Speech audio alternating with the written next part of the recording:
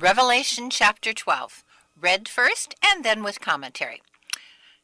And there appeared a great wonder in heaven, a woman clothed with sun and moon under her feet, and upon her head a crown of 12 stars. And she, being with child, cried, travailing in birth, and pain to be delivered. And there appeared another wonder in heaven. Behold, a great red dragon, having 7 heads and 10 horns, and 7 crowns upon his heads. And his tail drew a third part of the stars in heaven, and did cast them to the earth. And the dragon stood before the woman which was ready to be delivered, for to devour her child as soon as it was born.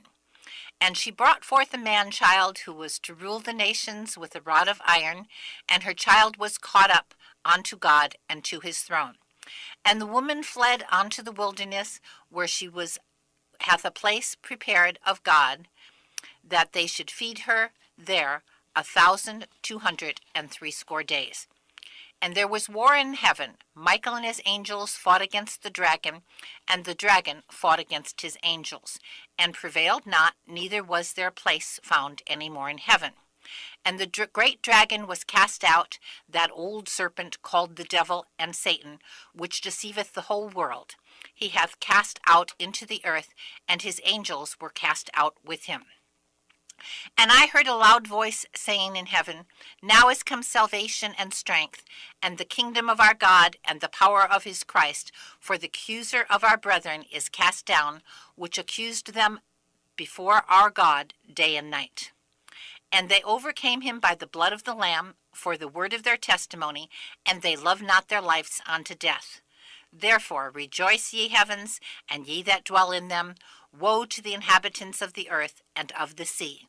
For the devil is cast down unto you, having great wrath, because he knoweth that he hath but a short time.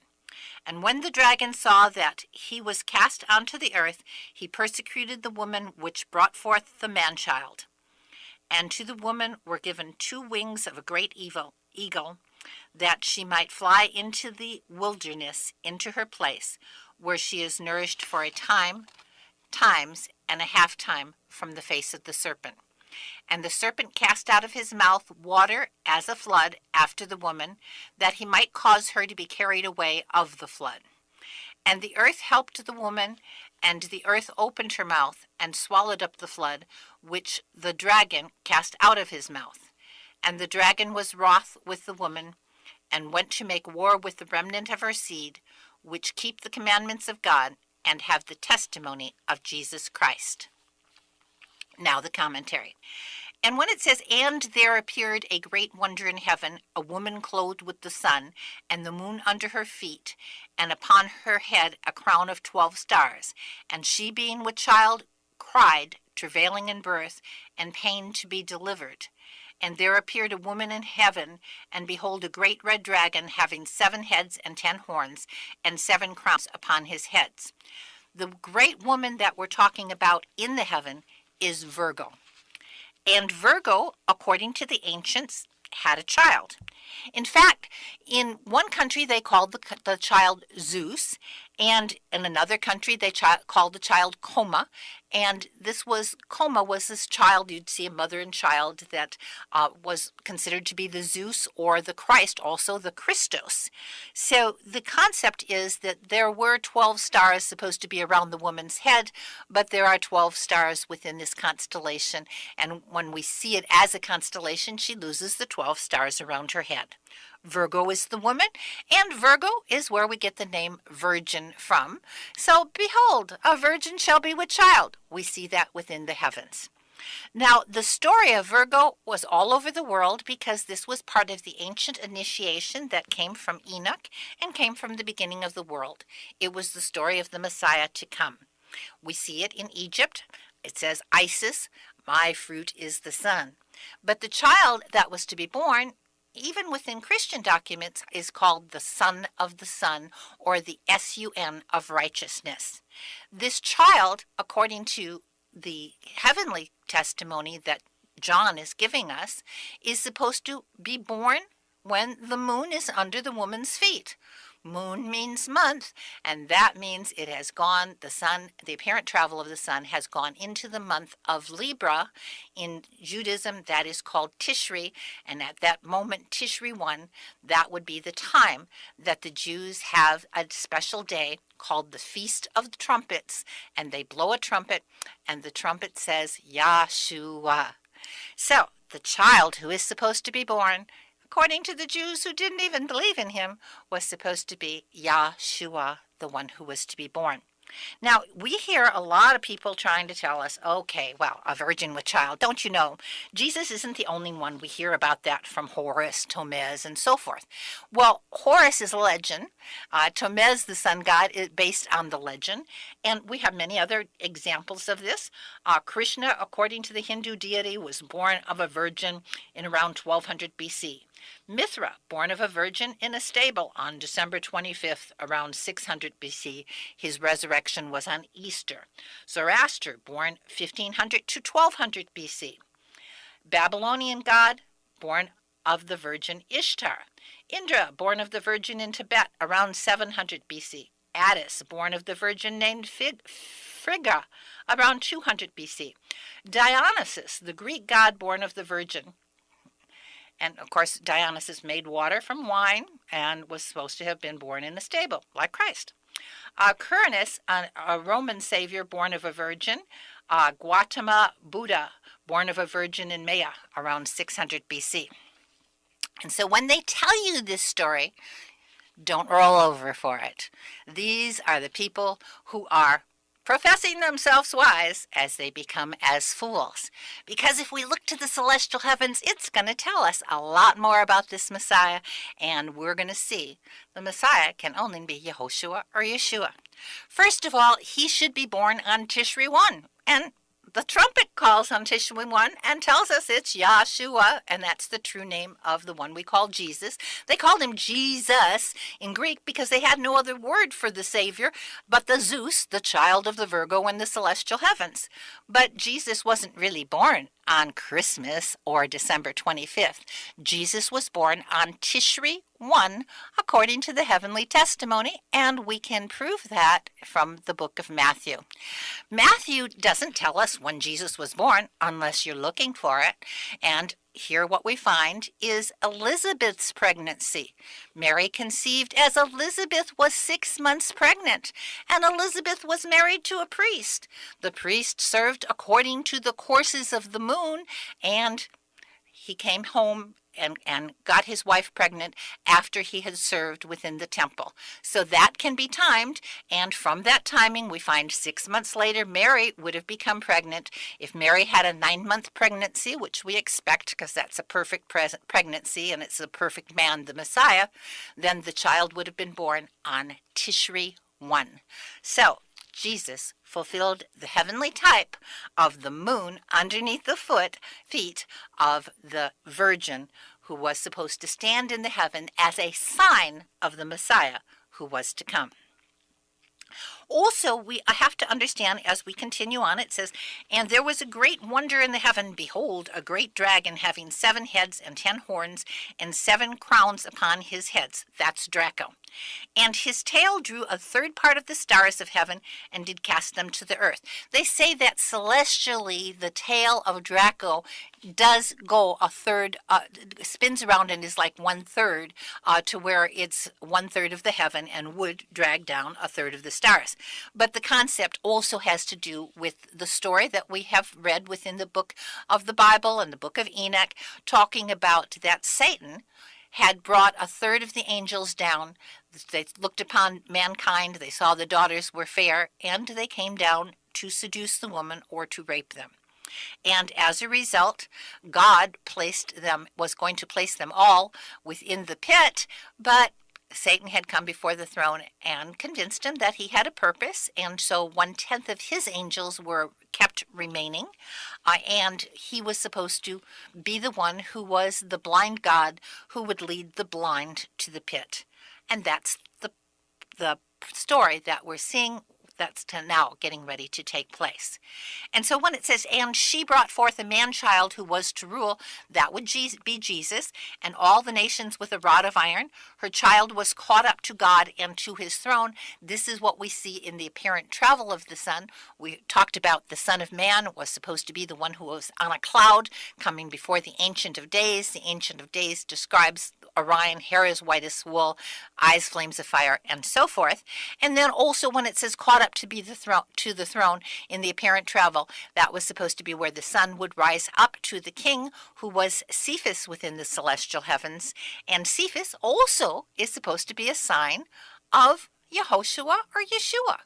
And we heard this in Zechariah as Yeshua the high priest, and Yeshua and Yehoshua are the same name. Yeshua is an abbreviation for Yehoshua, was supposed to be a sign to be wondered at, with Satan at his hand, next to him, and to be the accuser. Celestially, we see a king, and Draco is right next to him. So this is like unto the sign.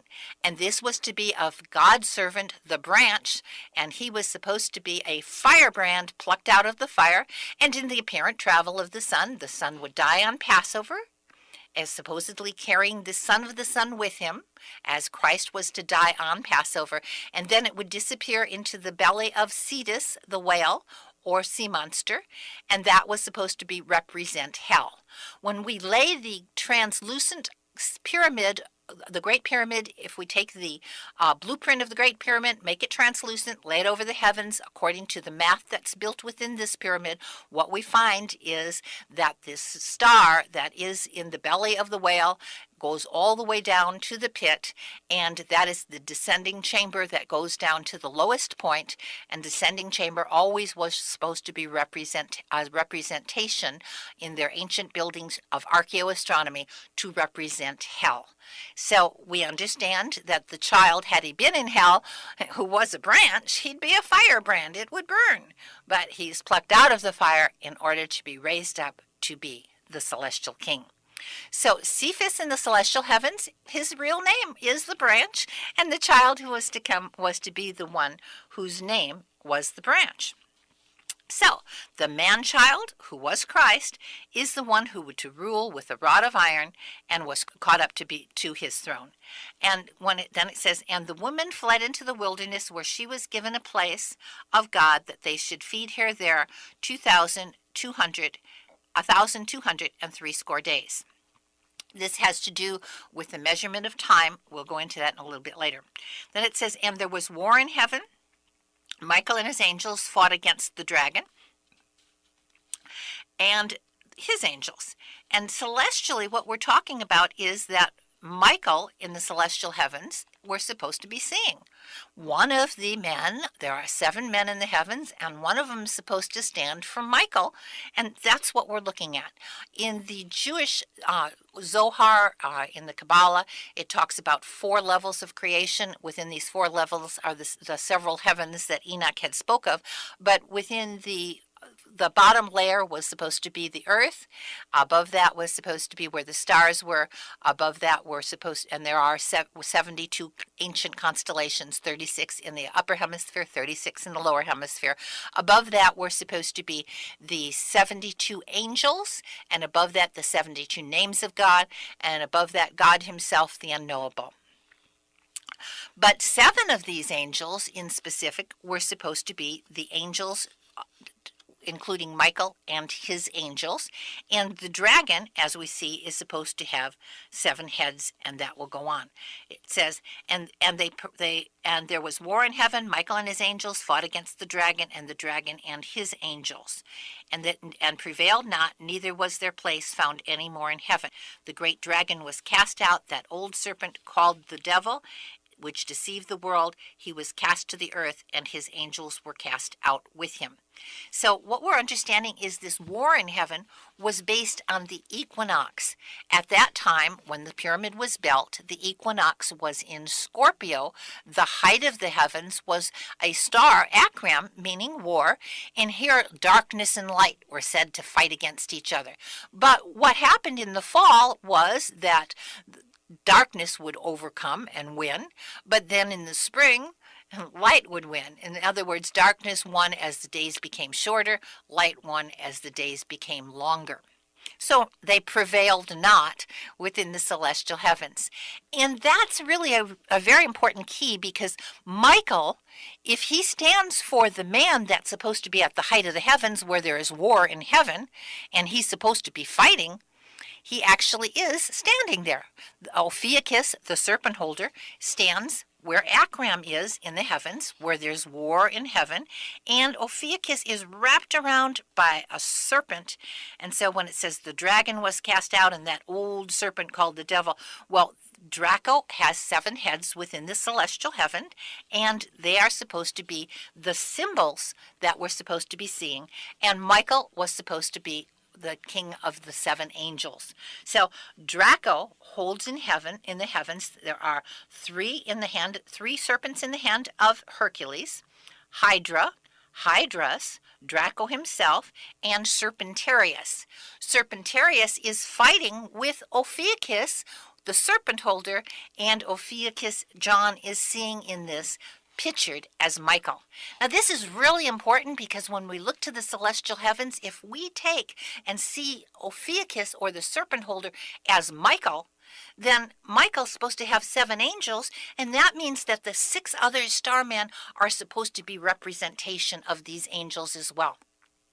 And in the book of Enoch, it tells us the names of the 7 angels, but specifically, there are 4 angels that are really important, and that's Michael, Sariel, Uriel, and Raphael. And why are they important? Enoch says they're the ones that cast the serpent in the pit. Now, the 1QM War Scroll does something really unusual.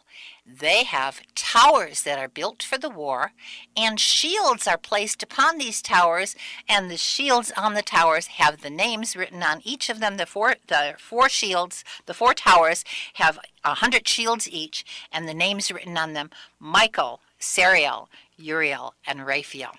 And this is a big key for the war, because the heavens and the temple of God are supposed to be like unto the Great Pyramid. The Great Pyramid is like unto the heavenly temple in one sense, but also, according to those who know from Egypt, according to Budge and the Book of the Dead and the pyramid texts, the Great Pyramid is supposed to be made to be an image of the mound of creation, and the mound of creation, according to Genesis, was supposed to be in Jerusalem.